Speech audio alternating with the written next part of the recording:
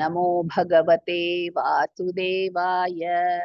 ओम श्रीकृष्णाय परब्रह्मणे नमः। अथ श्रीमन्नारायणीयम् एकोनाशीतितमं दशकम् रुक्मिणी परिणयवर्णनम्। बलसमेतबलानुगतो भवान् पुरमगाहत भीष्मकमानितः। द्विजसुतं त्वदुपागमवादिनं धृतरसा तरसा प्रणमनाम सा। भुवनकान्तमवेक्ष भवद्वपुः नृपसुतस्य निशम्य च चेष्टितम् विपुलखेदजुषां पुरवासिनां सरुदितैरुदितैरगमन्निशा। तदनुवन्दितुमिन्दुमुखी शिवां विहितमङ्गलभूषणभासुरा निरगमद्भवदर्पितजीविता स्वपुरतः पुरतः सुभटावृता।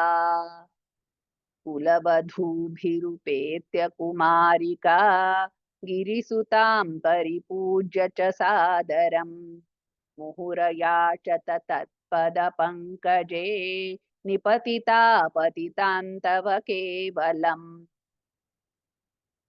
समवलोककुतूहलसङ्कुले नृपकुले निभृतं त्वयि च स्थिते नृपसुता निरगाद्गिरिजालयात् सुरुचिरं रुचिरञ्जितदिङ्मुखा।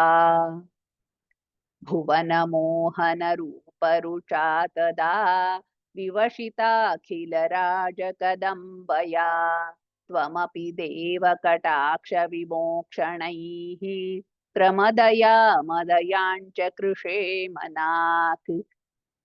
क्वनु गमिष्यसि चन्द्रमुखीति तां सरसमेत्य हरन् क्षणात् समधिरोप्य रथं त्वमपाहृथाः भुवि ततो विततो निनदोद्विषाम्।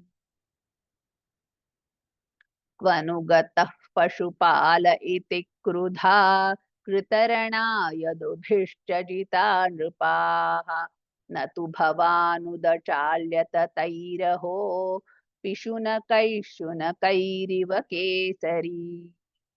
तदनुरुक्मिणमागतमाहवे वधमुपेक्ष निबध्य विरूपयन् श्रुतमदं परिमुच्य बलोक्तिभिः पुरमया रमया सह कान्तया।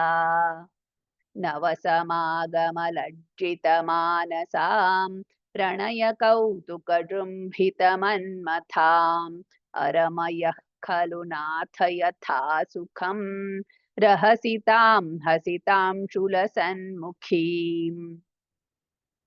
विविधनर्मभिरेव महर्निशं प्रमदमाकलयन् पुनरेकदा ऋजुमतेः किल वक्रगिरा भवान् वरतनोरतनोदतिलोलताम्।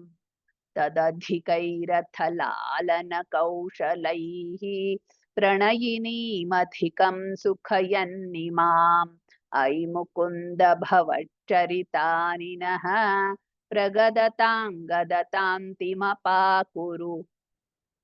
इति श्रीमन्नारायणीये रुक्मिणी परिणयवर्णनं नाम एकोनाशीतितमं दशकं समाप्तम्। नारायणाखिलगुरो भगवन्नमस्ते। नारायणाखिलगुरो भगवन्नमस्ते।